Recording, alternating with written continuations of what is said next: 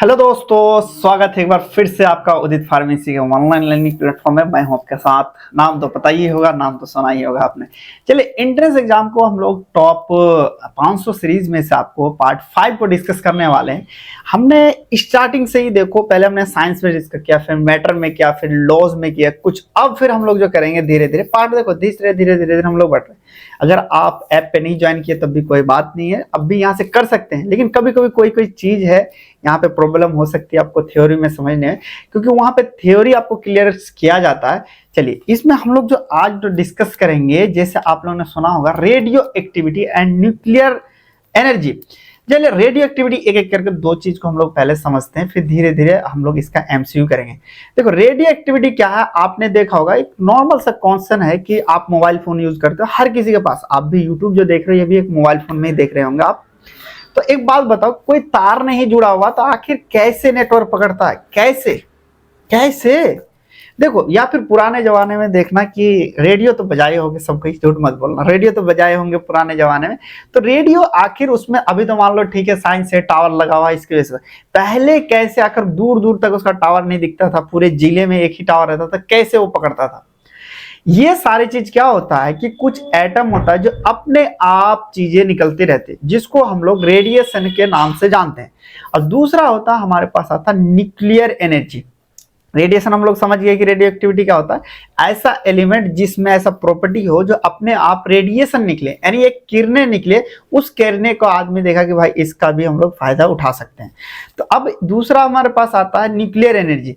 Nuclear energy आपका क्या है कि जैसे कि आप क्या करते हैं कि हम लोग जैसे बिजली बनता है, एक तो हम लोग जो पंखा घुमाता है हवा से, उससे बनता है। दूसरा हमारे पास क्या, पानी से बनाता टर्बियन।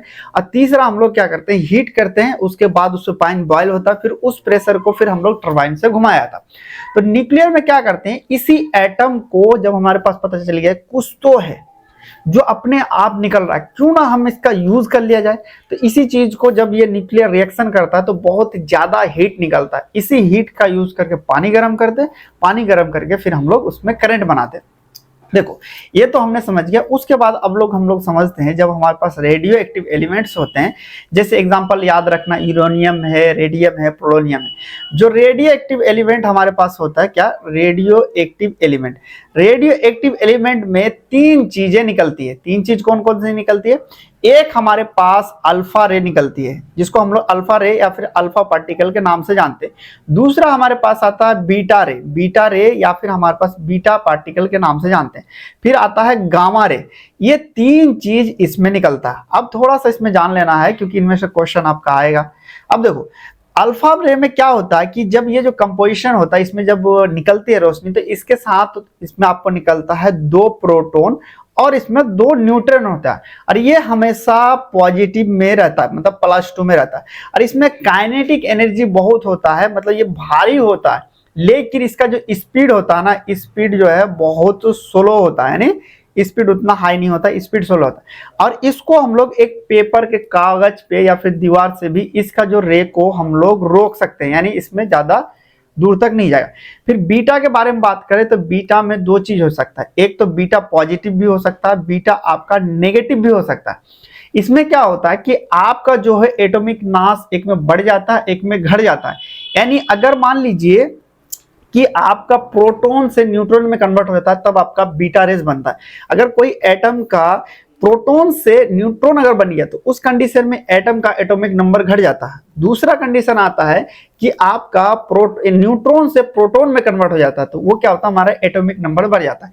जैसे मैंने एटॉमिक नंबर में आप लोगों को बताया था कि एटॉमिक नंबर क्या होता है, आपको प्रोटॉन पे डिपेंड करता है कि कितना प्रोटॉन उसमें प्रेजेंट है। ठीक है, अब इसके बारे में बात करें तो इससे थोड़ा सा क्या होता है, थोड़ा सा इसका लाइट जो होता है कम होता है, मतलब मास के बारे में बात करें तो इसमें कम होता है, यानी लो हम लोग कह सकते हैं कि इसमें लो होता है। स्पीड के बारे में बात करें, इससे थोड़ा सा फास्ट होता है।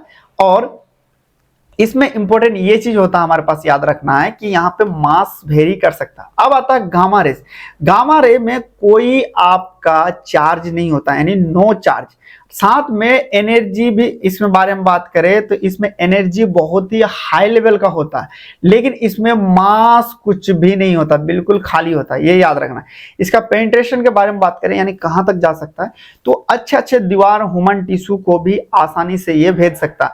और इसके इंसान में ज्यादातर अगर इसके गामा रेज के आसपास रहा तो इसका डीएनए को म्यूटेशन कर देता है, यानी डीएनए को चेंज कर देता है, जिससे इंसान का डीएनए में भी प्रॉब्लम हो सकता है, वो उठ नहीं टपक भी सकता है। ये सारी चीज पूरा कॉन्सेप्ट है। अब देखो इनके बारे में अगर हम लोग बात करें, इसका खोज के बारे में बात करें, सबसे पहले थ्योरी जो दिया था, थ्योरी हमारे रदरफोर्ड ने दिया था।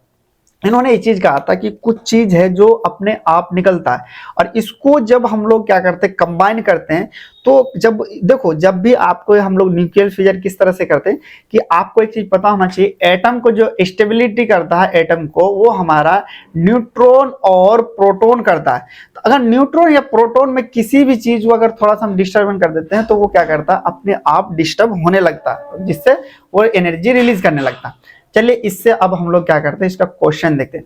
यहाँ पे पूछ रहा who discover phenomena of radio activity, radio activity का फिनोमेना क्या कहता है। देखो थ्योरी तो आपका किसने दिया था, रदरफोर्ड ने दिया था, लेकिन डिस्कवर के बारे में बात करें तो वो हमारे पास किसने करा था, हेनरी ने करा था। हेनरी बैक्यूएल ने इसका फिनोमेना का डिस्कवर किया था, और इसको आगे जो क्या किया, पॉली और मेरी ने क्या करा कि इसको और भी डिटेल में डिस्कस किया, किसको, रेडियो एक्टिविटी का। तो आप लोग मुझे बताना कमेंट में किसका राइट आंसर क्या होगा, अल्बर्ट आइंस्टीन? नहीं नहीं नहीं, अल्बर्ट आइंस्टीन नहीं होगा। अगर हम लोग बात करें तो इसको हम लोग हेनरी कहते हैं। चलिए हिंदी में देखते हैं, हिंदी में क्या कह रहा है, रेडियो धर्मिता की खोज किसने की, रेडियो धर्मिता की खोज किसने की, आप मुझे बताओ। रदरफोर्ड ने की, रदरफोर्ड थ्योरी दिया था। फिर आता हमारे पास मेरी क्यूरी, मेरी क्यूरी ने क्या था और इसको और डिटेल में पढ़ा था। फिर आता हेनरी बैक्यूएल आता, फिर अल्बर्ट आइंस्टीन। बताना कमेंट में क्या होगा। बिल्कुल राइट आंसर के बारे में बात करें तो ये हमारे पास हेनरी बैक्यूएल ने दिया था। चलिए हम लोग नेक्स्ट जानते हैं। नेक्स्ट क्वेश्चन पूछ रहा, what is the alpha particle composed of, alpha particles किसमें कंपोज था। अल्फा में देखें तो हमारे पास 2 न्यूट्रॉन और 2 प्रोटॉन से कंपोज होता है, और अल्फा पार्टिकल में हमेशा चार्ज प्लस रहता है। और इसमें अगर हम लोग रेडियो एक्टिविटी में देखें तो यहाँ पे 3 पार्टिकल्स होते हैं, एक होता है अल्फा, एक हमारे पास बीटा, एक होता है हमारे पास गामा।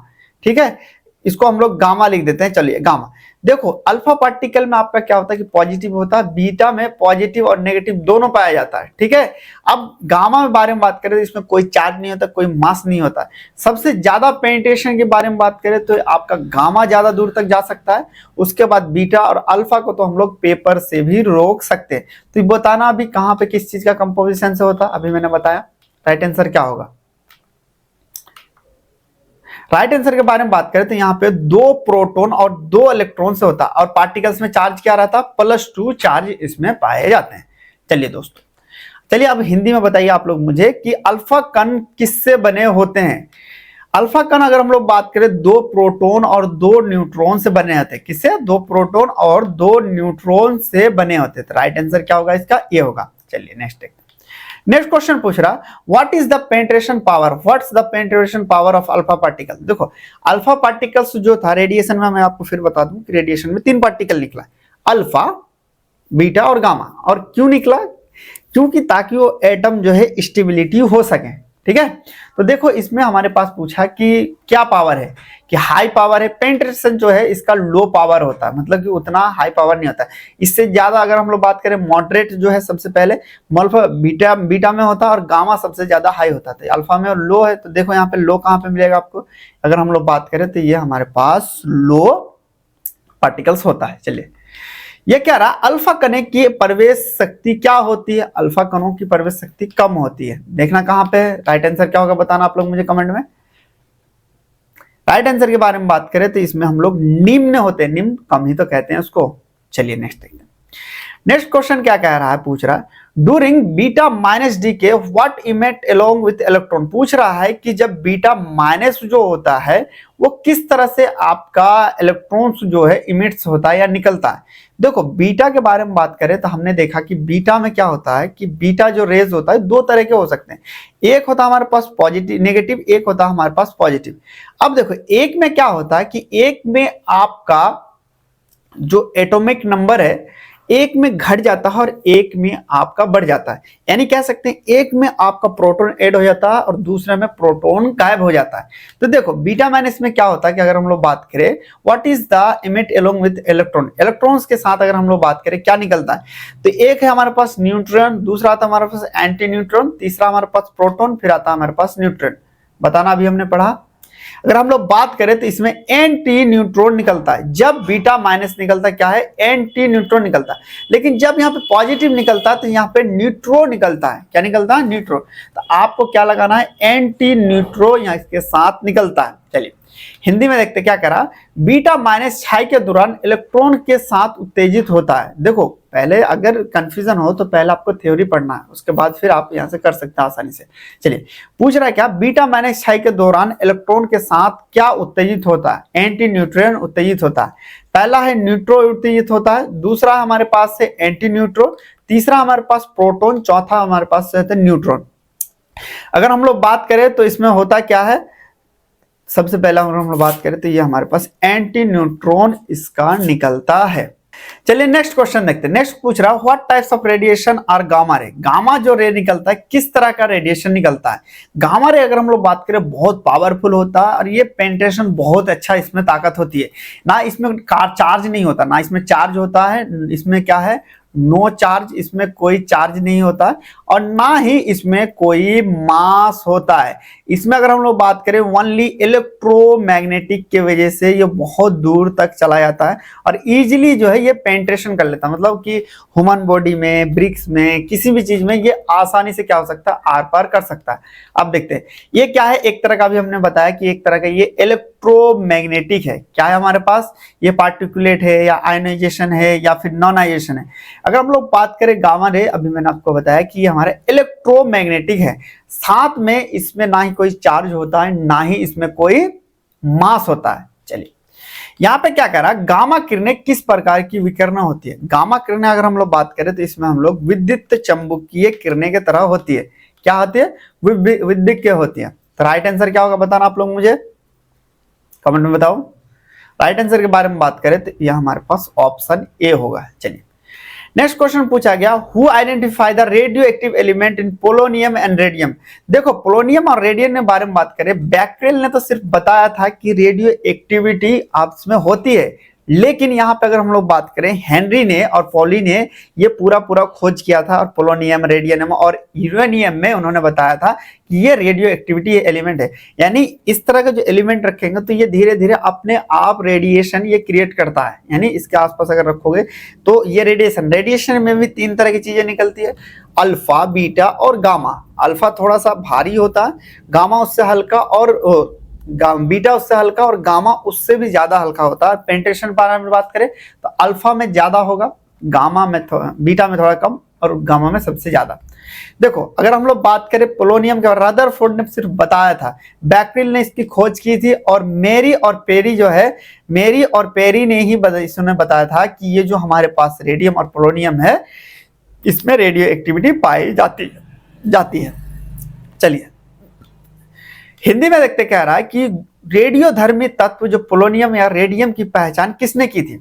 रेडियोधर्मी तत्व पोलोनियम या रेडियम की पहचान किसने की थी। रदरफोर्ड ने किया था, फिर हेनरी बैक्रेल ने किया था, या फिर हमारे पास मेरी क्यूरी, प्यारे क्यूरी ने किया था। बताओ मित्रों क्या होगा इसका राइट आंसर, या अल्बर्ट आइंस्टीन ने किया था। नहीं, राइट आंसर के बारे में बात करें तो इसका सी होगा, मेरी और प्यारे ने इसका किया था। चलिए नेक्स्ट क्वेश्चन पूछ रहा, which particle is emit during the beta plus decay. देखो बीटा प्लस डीके में किस तरह का पार्टिकल्स निकलते हैं। पहला आता हमारे पास इलेक्ट्रॉन, दूसरा आता हमारे पास पोजिट्रॉन, फिर आता हमारे पास न्यूट्रॉन, फिर आता हमारे पास प्रोटॉन। बताना अगर हम लोग बात करें तो इसको हम लोग पोजिट्रॉन निकलता है। बीटा पार्टिकल्स में जो बीटा पार्टिकल में आपका पोजिट्रॉन निकलता है। इसको और भी थोड़ा सा अच्छे तरीके से जानने के लिए आप थ्योरी पहले देख सकते हैं, या थ्योरी को पढ़ेंगे तो और डिटेल में आपको वहां पे बताया गया है। चलिए यहाँ पे अगर हिंदी में देखें तो क्या कह रहा है इसको कि बीटा प्लस क्षय के दौरान कौन सा कण उत्तेजित होता है। कौन सा कण उत्तेजित होता है, पहला है इलेक्ट्रॉन, दूसरा हमारे पास पोजिट्रॉन, तीसरा था हमारे पास न्यूट्रॉन, चौथा था हमारे पास प्रोटॉन। अगर हम लोग बात करें क्षय के दौरान उत्पन्न होता है तो हमारे पोजिट्रॉन का यहाँ पे उत्तेजित होता है। चलिए यहाँ पे पूछा गया what is the mass of alpha particle compared to other form of radiation. इसमें पूछ रहा है कि मास ऑफ अल्फा पार्टिकल का कितना होता है अदर पार्टिकल रेडिएशन हिसाब से। देखो मास ऑफ पार्टिकल्स के बारे में बात करें तो अल्फा का सबसे ज्यादा होता है, हेवियर होता है, उसके बाद आता है हमारे पास बीटा, उसके बाद गामा। गामा सबसे ज्यादा हल्का है, उसमें कोई मास ही नहीं होता है गामा में। तो यहाँ पे क्या है लाइटर होता है नहीं, दूसरा है हमारे पास हेवियर होता है, फिर आता है सेम होता है या फिर हमारे वेरिएबल। अगर हम लोग बात करें तो ये हमारे पास भारी होता है। अल्फा पार्टिकल्स क्या होते हैं हमारे भारी होते हैं, किसमें गामा और बीटा के कंपैरिजन में। चलिए हिंदी देखते हैं। हिंदी कह रहा है अन्य विकिरण रूपों की तुलना में अल्फा किरणें द्रव्यमान का क्या होता है। अन्य जो विकिरण रूपों की तुलना में अल्फा का क्या होता है। पहला ऑप्शन दिया हुआ कि हल्का होता है, हल्का हल्का, भारी भारी, फिर आता है हमारे पास सामान, फिर आता है हमारे पास अगर हम बात करें परिवर्तन है।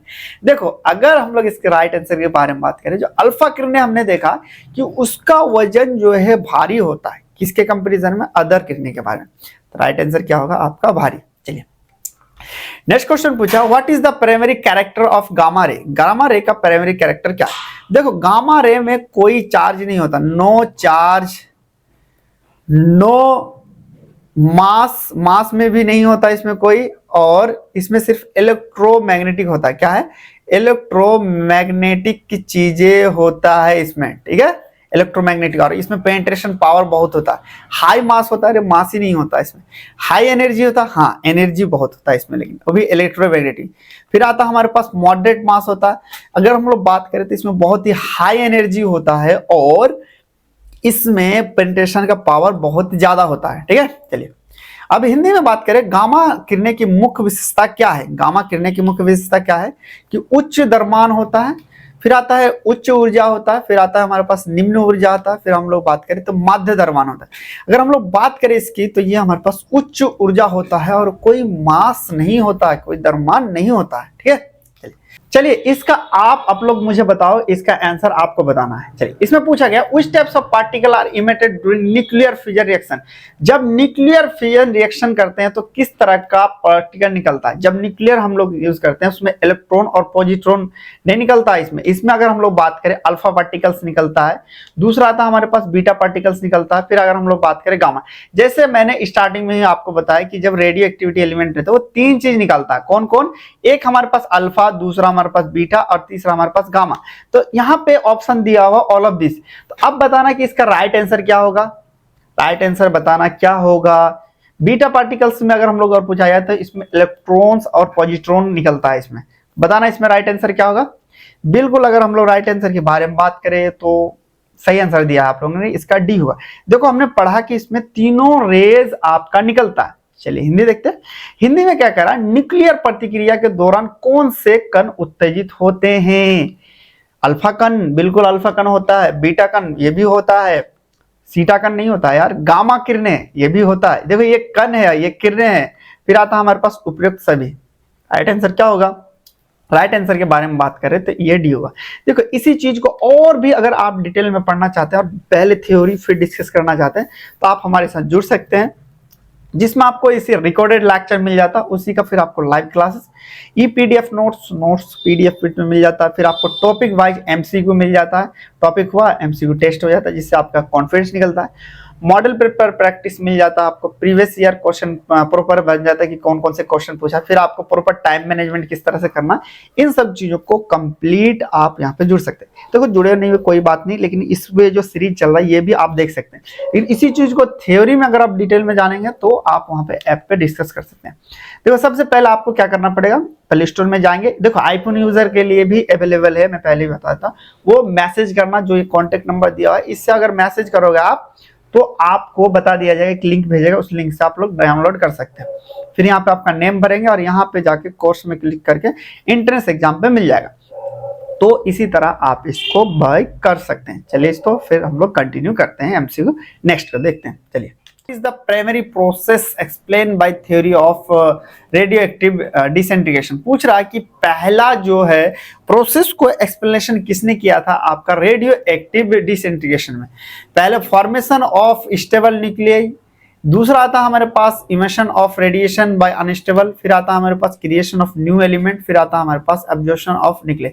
देखो इन्होंने एक चीज कहा था कि जब क्या होता है कि जब कुछ तो है, जब इन्होंने रदरफोर्ड ने देखा था तो इन्होंने कहा कि कुछ तो है जो न्यूक्लियस से कंटिन्यू निकल रहा है, जो कि हमारे पास जो न्यूक्लियस है उसको अनस्टेबल कर रहा है, यानी अनस्टेबल के वजह से वो निकल रहा है, स्टेबल होने की कोशिश कर रहा है। ठीक है, हिंदी में देखते हैं, हिंदी में क्या कह रहा, रेडियोधर्मी में विघटन का सिद्धांत किस प्रक्रिया का व्याख्यात है, किस प्रकार की व्याख्यात है। पूछ रहा है कि स्थिर नाभिक के निर्माण का है, दूसरा है अस्थिर नाभिक के द्वारा है, तीसरा हमारे पास नए तत्व का निर्माण है, चौथा हमारे पास कह रहा है नाभिक के द्वारा अवशोषण का है। ठीक है, चलिए इसका राइट आंसर क्या होगा, अस्थिर नाभिक द्वारा विकर्ण का उत्सर्जन होता है। चलिए यहाँ पे क्वेश्चन पूछेगा, Who first explained phenomena of radioactive disintegration? Radioactive phenomena के बारे में बात करें, इन्होंने रदरफोर्ड ने जब यहाँ पे काम किया था, तब आपका जो रदरफोर्ड और सुडी ने जब देखा था तो इन्होंने देखा कि कुछ तो है जो ये डिसइंटीग्रेशन हो रहा है, यानी जो एटम है कोशिश कर रहा है कि ये स्टेबल फॉर्म में जाए, तो रदरफोर्ड ने इन्होंने देखा था। तो राइट आंसर क्या होगा आपका बताना कॉमेंट में, राइट आंसर आपका बी होगा। चलिए नेक्स्ट क्वेश्चन पूछ रहा है, रेडियोधर्मी में विघटन की घटना को पहली बार किसने समझाया था। आपका अगर हम लोग बात करें विघटन, आप बताना मुझे कि कौन सा राइट आंसर होगा कमेंट में, राइट आंसर क्या होगा आपको। अगर हम लोग बात करें रदरफोर्ड और फ्रेडरिक सुडी ने कहा था। देखो ये बिल्कुल थ्योरेटिकल की पार्ट है, इसमें समझाने की कुछ है नहीं, बस आपको इसमें थ्योरी पढ़ना जरूरी है। अब आता है हमारे पास क्वेश्चन, नेक्स्ट पूछ रहा है, which types of radioactive decay involve the emission of alpha particle. Alpha particle में किस तरह का रेडियो एक्टिव जो डीके हो रहा उनके बारे में पूछा गया। देखो अल्फा पार्टिकल में होता क्या है, सबसे पहले इसमें 2 प्रोटॉन और 2 न्यूट्रॉन होता है। ठीक है, जिसकी वजह से ये पॉजिटिव इसमें चार्ज रहता है हमेशा, और इसका अगर हम बात करें काइनेटिक एनर्जी तो बहुत होता है, लेकिन ये ज्यादा दूर तक नहीं जा सकता है। ठीक है, इसमें ऑप्शन क्या दिया हुआ कि बीटा डीके होता है, पूछ रहा है किस तरह का डीके होता है, फिर गामा डीके होता है, फिर आता है अल्फा डीके। देखो अल्फा पार्टिकल्स में पूछा गया तो राइट सी बात है, ये हमारे अल्फा डीके ही होता है। क्या अल्फा डीके होता है। चलिए क्वेश्चन पूछ रहा है, किस प्रकार की रेडियोधर्मी क्षय में अल्फा कण का उत्सर्जन होता है। अल्फा कण का उत्सर्जन किस में होता है, अल्फा पार्टिकल में होता है। यहाँ पे देखा जाए किस में है, अल्फा पार्टिकल्स का किस में होता है, हमारे पास अल्फा क्षय के अंतर्गत होता है। चलिए नेक्स्ट क्वेश्चन, नेक्स्ट क्वेश्चन पूछ रहा है, what is emitted during the beta decay. Beta decay में क्या इमिटेड हो रहा है, बीटा डीके में हम लोग बीटा डी रे होता है, इसमें बात करें बीटा में पॉजिटिव भी होता है और ये हमारे पास नेगेटिव भी बीटा होता है, मतलब पॉजिटिव नेगेटिव दोनों इसमें पाए जाते हैं। ठीक है, इसमें क्या होता है कि एक प्रोसेस में आपका न्यूट्रॉन से प्रोटॉन में कन्वर्ट होता है, एक प्रोटॉन से न्यूट्रॉन में कन्वर्ट हो जाता है, एक में एटॉमिक नंबर बढ़ जाता है, एक में एटॉमिक नंबर घट जाता है। तो हेलियम न्यूक्लियस के जैसा होता है, या फिर दूसरा एक इलेक्ट्रॉन और पॉजिट्रॉन न्यूट्रॉन में होता है। फिर अगर हम बात करें हाई एनर्जी प्रोटॉन्स होते हैं, फिर आता है प्रोटॉन एंड न्यूट्रॉन होता है। अगर हम लोग बात करें तो इसमें क्या होता है, एक इलेक्ट्रॉन या पॉजिट्रॉन और न्यूट्रॉन में ये ड्यूरिंग जो होता है ये डीके होता है। चलिए इसमें क्वेश्चन पूछेगा, बीटा क्षय के दौरान क्या उत्तेजित होता है। बीटा क्षय के दौरान अगर हम लोग बात करें इलेक्ट्रॉन और पॉजिट्रॉन या फिर न्यूट्रॉन का जो है उसके द्वारा क्षय होता है, यानी उत्तेजित होता है। अगर हम लोग बात करें जब बीटा उसको डिक्रीज होता है तो इस तरह का हमारे पास इलेक्ट्रॉन और पॉजिट्रॉन जो है और न्यूट्रॉन जो है ये हमारा उत्तेजित होता है। चलिए नेक्स्ट क्वेश्चन पूछा गया, what is an artificial transmutation. देखो आर्टिफिशियल ट्रांसम्यूटेशन क्या है कि जैसे हम लोग रेडिएशन रेडियम देख लिए, यूरेनियम देख लिए, ये अपने आप नेचुरल में ही ये चीजों को अपने आप कह लीजिए नेचर में ही चीजों को क्या करता है, ये अपने आप रेडिएशन निकलता है। लेकिन लोगों ने देखा कि चलो हम लोग इसका जब करते तो हम एक काम कर सकते हैं, इसको जो हम लोग खुद भी बना सकते हैं, एक बार बना दिए तो उसमें एनर्जी निकलता रहेगा। तो जो हम लोग कृत्रिम रूप से बनाते हैं, जैसे कि एक में क्या करते हैं कि बड़ा किसी का न्यूक्लियर हो तो उसको छोटे छोटे में तोड़ देते हैं, दूसरे में क्या है छोटा छोटा न्यूक्लियर है तो उसको बड़े में हम लोग उसको छोटे छोटे को ज्वाइन कर देते हैं। हमारे पास जब भी हमारे पास एक चीज याद रखना, रेडियो एक्टिविटी होती है स्टेबल, जो हमारे पास न्यूक्लियस में न्यूट्रॉन और प्रोटॉन में अनस्टेबिलिटी पैदा कर दो, तुरंत ही वो क्या करेगा, एनर्जी निकलना स्टार्ट कर देगा। पहला ऑप्शन क्या कर रहा है कि ये स्पॉन्टेनियस डीके ऑफ अनस्टेबल पूछ कह रहा है कि आर्टिफिशियल ट्रांसम्यूटेशन का मतलब वो होता है कि अपने आप धीरे धीरे जो न्यूक्लियर होता है वो अनस्टेबल होता है। दूसरा कह रहा है process of converting one element into another altering the nucleus. बिल्कुल हम लोग आर्टिफिशियल में क्या करते हैं, एक एलिमेंट को दूसरे में हम लोग न्यूक्लियस को चेंज कर देते हैं। न्यूक्लियस जहां से चेंज करते हैं, जैसे आपको थोड़ा सा पता होना चाहिए कि न्यूट्रॉन और प्रोटॉन ही हमारे एटम को स्टेबिलिटी प्रोवाइड करता है। किसी एक को डिस्टर्ब कर दो, जैसे किसी एक को डिस्टर्ब करोगे तुरंत आराम से वो क्या करेगा, एनर्जी निकालना शुरू करेगा। जैसे कि आप लोगों ने सुना होगा कि जब दो इंसान के बीच में कोई तीसरा आ जाता है तो रिश्ता खराब होने लगता है, कहता है कि दूर जाने को। सेम यही क्या करता है कि थोड़ा सा इसमें हम लोग एनर्जी इसमें ऐड कर देते हैं, जिसके वजह से ये होता है क्या, ये कोशिश करता है कि ज्यादा से ज्यादा हम लोग एनर्जी रिलीज करें। तो राइट आंसर बताना आप लोग क्या होगा। राइट आंसर के बारे में बात करें तो ये आपका बी होगा। किसमें क्या करते हैं हम लोग, एक एटम को दूसरे एलिमेंट में कन्वर्ट कर देते हैं। हिंदी में देखते चलिए, पूछ रहा है कृत्रिम परिवर्तन क्या होता है जो हम लोग करते हैं आर्टिफिशियल। पहला और दूसरा ऑप्शन क्या है, नाभिक को बदलकर एक तत्व को दूसरे तत्व में परिवर्तन कर देते हैं, मतलब उसका नाभिक को बदल के ही हम लोग उसको पद कर देते हैं। उसी को हम लोग आर्टिफिशियल ट्रांसम्यूटेशन के नाम से जानते हैं। चलिए यहाँ पे क्वेश्चन पूछ रहा है, how is artificial radio activity induce, मतलब कि आर्टिफिशियल जो रेडियो एक्टिविटी है किस तरह से हम लोग इंड्यूस करते हैं। पहला है कि हम लोग मतलब किस तरह से हम लोग आर्टिफिशियल इंड्यूस करना है, यानी कि उसको हम लोग बनाना है, या फिर किस विधि से हम लोग बनाते हैं कि हम लोग क्या करते हैं उसको कूलिंग कर देते, नहीं उसको प्रेशर या टेम्परेचर देते हैं ताकि वो बिल्कुल उसका इलेक्ट्रोस्टैटिक मैग्नेटिक जो है वो घट जाए। दूसरा है bombard unstable nuclear with high energy particle, बिल्कुल हम लोग क्या करते हैं आर्टिफिशियल जो करते हैं उस न्यूक्लियर को हाई एनर्जी पार्टिकल के साथ बम्बार्ड करवाते हैं, जिसके कारण हमारे पास आर्टिफिशियल न्यूक्लियर बनता है, यानी फिर कह लीजिए आर्टिफिशियल रेडियो एक्टिविटी प्राप्त होता है। तो राइट आंसर क्या होगा, राइट आंसर आपका बी होगा। चलिए इसमें क्या कह रहा है, कृत्रिम रेडियो जो है धर्मिता कैसे प्रेरित की जाती है, मतलब कैसे हम लोग बनाते हैं। स्थिर नाभिक को ठंडा करके नहीं, स्थिर नाभिक को उच्च कणों की बमबारी करके ही हम लोग इसका प्राप्त करते हैं। राइट आंसर क्या होगा आपका, बी होगा। पूछ रहा what is the main process involve nuclear fusion, nuclear fusion में किस तरह का प्रोसेस आपका होता है। पहला है क्या करते हैं हम लोग, lighting nuclear to heavier nuclear, मतलब कि क्या करते हैं कि छोटे छोटे न्यूक्लियर को कंबाइन करके बड़ा न्यूक्लियर बना देते हैं। दूसरा कह रहा है कि हम लोग बड़े न्यूक्लियर को छोटे में कन्वर्ट कर देते हैं। तीसरा हमारे पास तो ये दोनों तो होगा ही नहीं। राइट आंसर के बारे में बात करें, जो हम लोग न्यूक्लियर फ्यूजन में करते हैं उसमें क्या करते हैं कि जो हेवियर न्यूक्लियर होता है आपका, उसको हम लोग तोड़ देते हैं छोटे छोटे टुकड़ा में। जहां पे न्यूक्लियर टोड़ा प्रोटॉन और न्यूट्रॉन में अनस्टेबल होगा, जहां अनस्टेबल होगा तहां ही हमारे पास एनर्जी का प्राप्त होना स्टार्ट होगा। देखो यहाँ पे पूछा नाभिक के विखंडन में मुख्य प्रक्रिया क्या है। पहला ऑप्शन है हल्के नाभिक को मिलाकर, इसमें हम लोग क्या करते हैं भारी छोटे छोटे नाभिक को विभक्त कर देते हैं, यानी भारी में से छोटे छोटे में कर देते हैं। जहां पे अनस्टेबल हुआ तहां पे ही हमारे पास एनर्जी का निकलना स्टार्ट होता है। चलिए नेक्स्ट देखते हैं। चलो ये मुझे आप लोग बताओ। इसमें पूछ रहा है what is released during nuclear fusion, nuclear fusion के दौरान क्या रिलीज होता है। हीट रिलीज होता है, या न्यूट्रॉन और लार्ज अमाउंट में एनर्जी होता है, या फिर गामा रे होता है, या फिर इलेक्ट्रॉन और पॉजिट्रॉन होता है, बताना ये। राइट आंसर के बारे में बात करें, जब हम लोग इसको न्यूक्लियर फ्यूजन करते हैं तो न्यूट्रॉन और लार्ज अमाउंट में एनर्जी हमारे पास प्राप्त होता है। क्या, न्यूट्रॉन और एक ज्यादा एनर्जी में हमारे पास एनर्जी प्राप्त होता है। देखो नाभिक के विखंडन के दौरान क्या निकलता है, नाभिक के दौरान केवल उष्मा निकलता है। दूसरा कह रहा है वो वाली उष्मा नहीं है, ऊर्जा वाला है। कह रहा है न्यूट्रॉन और बड़ी मात्रा में एनर्जी निकलता है। फिर दूसरा था केवल गामा रेज निकलता है। तीसरा हमारे पास इलेक्ट्रॉन न्यूट पॉजिट्रॉन निकलता है। बात करें तो इसमें हमारे पास न्यूट्रॉन और बड़ी मात्रा में ऊर्जा निकलता है। हम लोग न्यूट्रॉन को छोड़ देते हैं और हम लोग बड़ी मात्रा में जो ऊर्जा निकलता है इसका यूज कर लेते हैं। चलिए नेक्स्ट देखते हैं। नेक्स्ट क्वेश्चन पूछ रहा है which of the following an application of nuclear fusion, nuclear fusion का एक एप्लीकेशन बनाए। हम लोग सोलर पैनल यूज करेंगे यार। न्यूक्लियर फ्यूजन का हम लोग जो न्यूक्लियर प्लांट है उसका यूज करते हैं। इसमें क्या है, हाइड्रो इलेक्ट्रिक डाम में तो इसका हम लोग वाटर का यूज करते हैं, विंड का तो हम लोग हवा यूज करते हैं। राइट आंसर बात करें तो इसमें जो न्यूक्लियर पावर प्लांट है उसमें हम लोग न्यूक्लियर फ्यूजन का यूज करते हैं, जिससे हम लोग इलेक्ट्रिसिटी का बनाते हैं। हिंदी में क्या कह रहा है, निम्नलिखित में कौन सा नाभिकीय विखंडन का अनुप्रयोग है। कौन सा है, सोलर पैनल है, परमाणु ऊर्जा जो संयंत्र है उसका ही हम लोग यूज करते हैं। चलिए चलिए लास्ट क्वेश्चन पूछा गया है, यानी सबसे पहले यहाँ पे लास्ट न्यूक्लियर फिजन में पूछा गया कि what is required for nuclear fission अकर।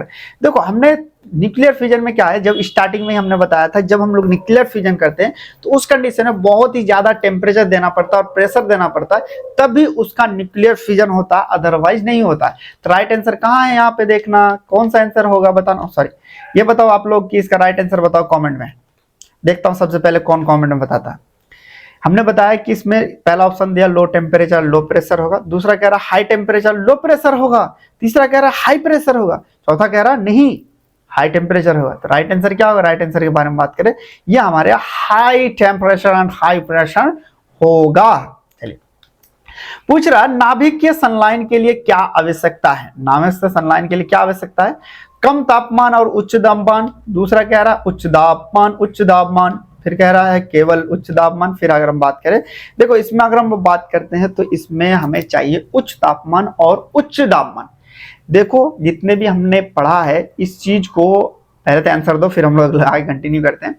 कि आप कमेंट में बता सकते हैं, कोई भी क्वेश्चन हो कोई भी क्वेरी हो तो कमेंट में आप बता सकते हैं, और कोई भी चीज आपको आस्किंग करना है कि सर इससे हमको समझ में नहीं आ रहा है इस क्वेश्चन से, आप इंस्टाग्राम पे मैसेज कर सकते हैं, अवश्य आपको रिप्लाई मिलेगा। और जितने भी चीज है इसको थ्योरी में भी और डिटेल में आपको ऐप पे पढ़ाया गया है। चलिए दोस्तों फिर मिलते हैं नेक्स्ट पार्ट में, तब तक के लिए बाय बाय, टेक केयर।